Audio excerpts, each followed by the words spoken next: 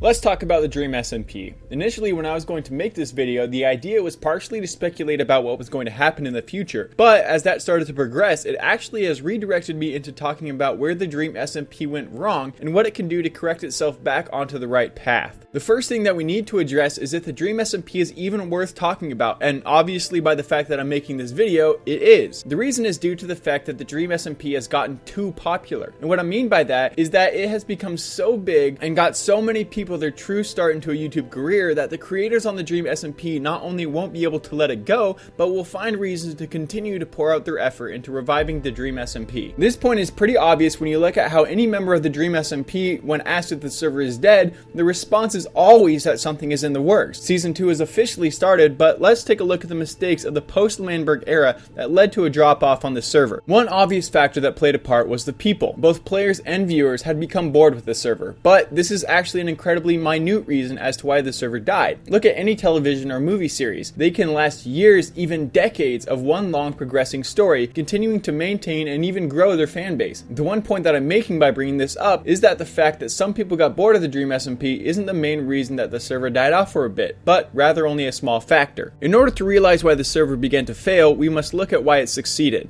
It sounds so basic and cliche to say that, but the reason that we have to is to see the specific reasons why the story grabbed onto you and drew you in. And we must find the true reasons, not the superficial ones that actually didn't play a huge part, like war, which was actually a smaller reason than most people realize. Looking back way to the beginning, what made the Dream SMP truly grab onto viewers? I think that everyone recognizes that the server really began to take off when Wilbur and Tommy began Landberg. But why did this begin something that was so impactful? Was it the creation of a nation? Not really. But even before then, the server truly began with Tommy's discs. Although the disc got it started, the nation of Landberg became the real catalyst to keep the server rising to a new level of popularity. When Tommy and Wilbur began the nation, it was real. Their lines and actions weren't predetermined, but were rather reflections of their true intentions. Tommy's discs weren't just an item that was designated to have a quote-unquote importance, but they actually had meaning to him. Throughout the whole beginning saga, the first Dream SMP war, it all felt real.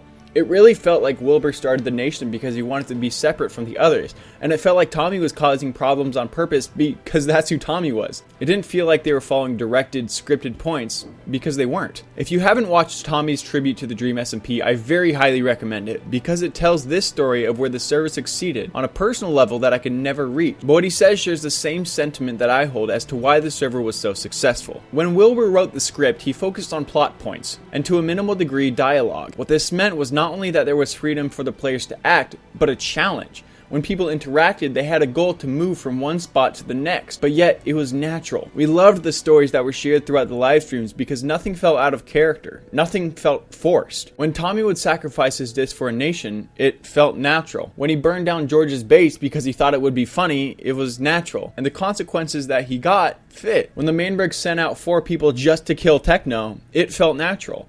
It all felt natural because the responses to conflict and normal person-to-person interaction didn't extend beyond what we, the viewers, could relate to. There was no overly complicated nation that randomly appeared. No mysterious egg that had abilities that weren't in vanilla Minecraft that we all knew. Nothing extra. Just people and attachments. Those were the only 2 things that you needed to move a story along. People who acted like themselves, and something that truly gives them a reason to make decisions that are more drastic than normal. Let's quickly look through the important events of the Dream SMP and see where people were acting like themselves and what their attachments were. Like I had mentioned before, the true start of the Dream SMP was with Tommy's discs. When Tommy got his disc, it gave him something that he was truly emotionally attached to, and with that gave Dream something to go after if he wanted Tommy to bend to his will. The discs were the attachment, and the characters acted as themselves. Dream genuinely wanted control and to be better than Tommy, and Tommy truly just wanted his discs. Then came the first war for Landberg. Although the nation was started for fun and as an escape from Dream's oppression, the effort put into establishing it was real. The preparation and desire to keep the nation alive was real. The characters changed from just having a nation that was a fun thing to create on a Minecraft server to a creation they wanted to protect. The motivations to fight on both sides were real. Dream didn't want people joining a server then to claim part of it as their own and not a part of the main server, and even Sapnap acted like he normally would, fighting for chaos and destruction simply because that's what he enjoyed. Post the First L'Manberg War came the election and the establishment of hierarchy. The attachment was not just the nation, but Wilbur and Tommy's fascination to keep the nation as it was intended to be, fighting against Jay Schlatt and Quackity's desire to run the nation as they saw. The attachment was the vision of what L'Manberg should look like according to each person running for office, and that's what their characters portrayed as well. Then came the Second L'Manberg War.